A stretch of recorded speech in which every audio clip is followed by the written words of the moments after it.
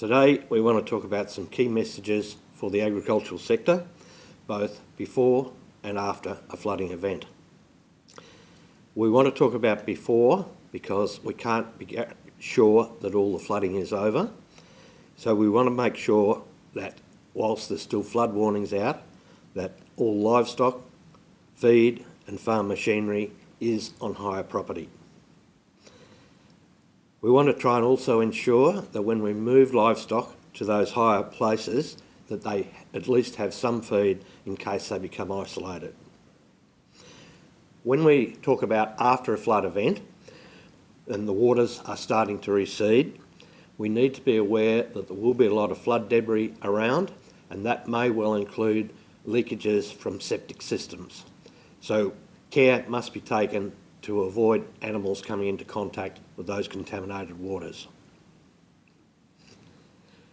We also need to be careful about trees because the ground is very soft and soaked, and trees tend to fall over a lot quicker than what they normally do.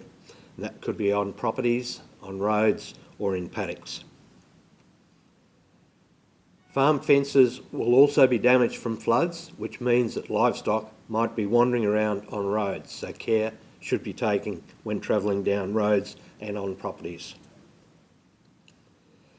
What we ask people to do after a flood event is to assess any damage to your property, animals, infrastructure, that type of thing, crops, and make a note of it so that it can be used later on if needed.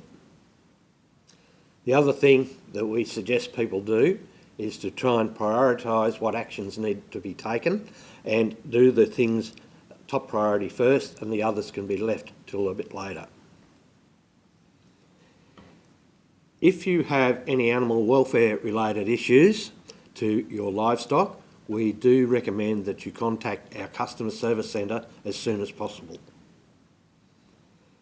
And finally, if you're after information on recovery after a flood, that is available on the Agriculture Victoria website, and if you can't find it there, you can call our customer service centre for further information.